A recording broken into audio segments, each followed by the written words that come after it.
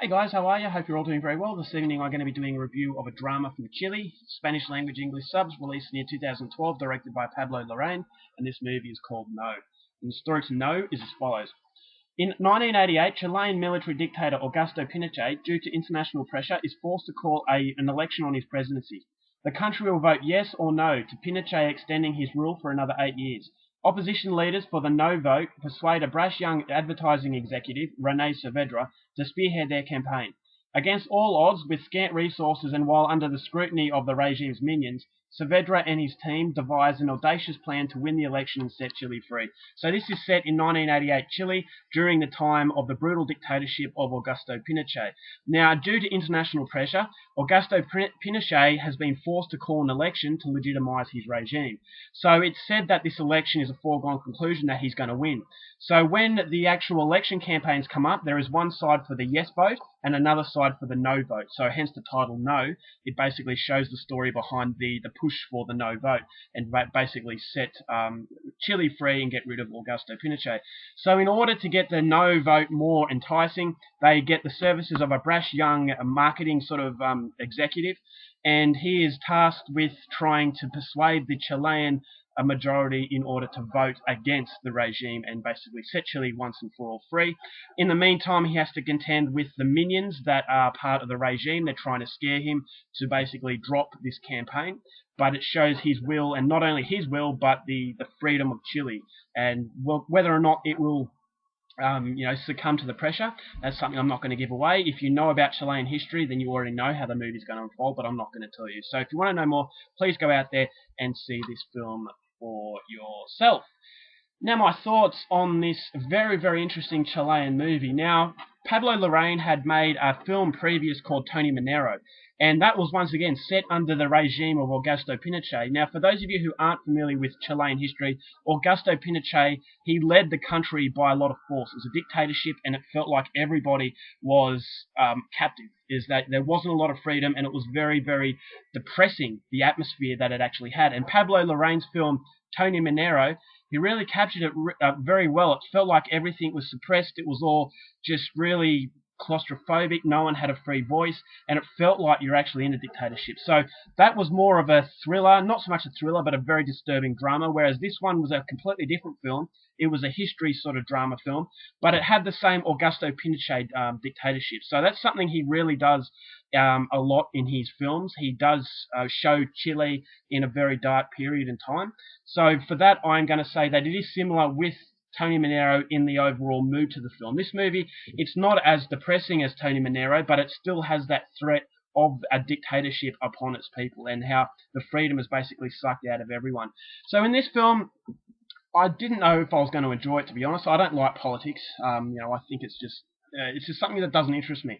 So I thought coming in to know I would have to have an interest in politics to really enjoy it, but you don't. I actually really enjoyed this film because, number one, it does give you an insight into how politics works and how advertising works and how people will try and convince you to vote a certain way. So you do get a little bit of insight into that.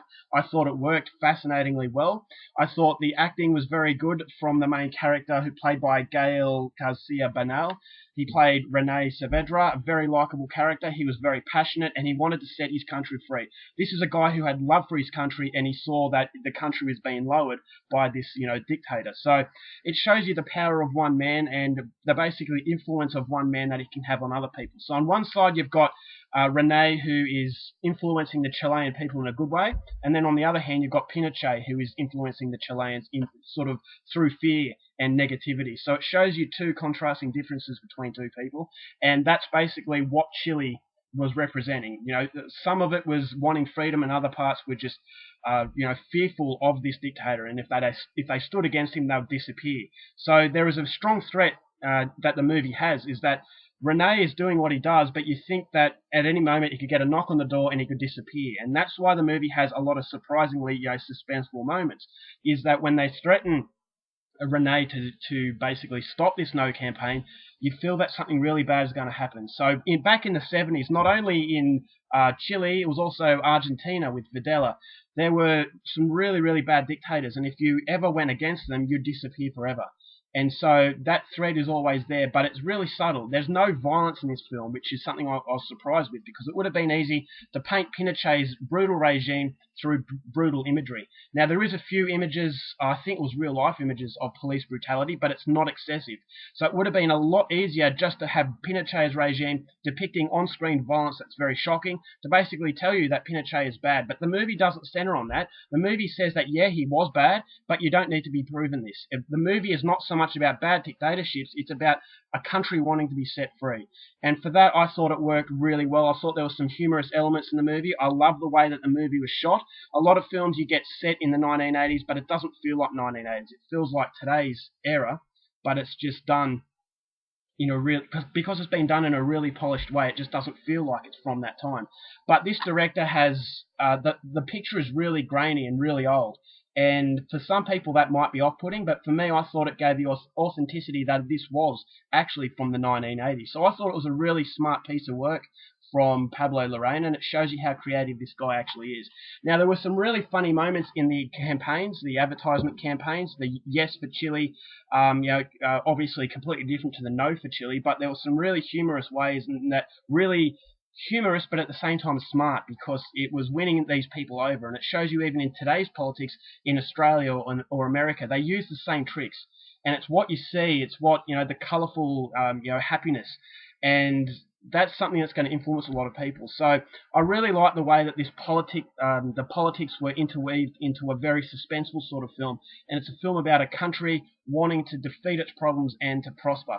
And I'm not going to give away what happens at the end, but as I said, if you know Chilean history, then you'll know what happens. But I thought it rounded off very, very well. It was kind of a little bit cliched the way it ended, but I'm not going to hold that against it.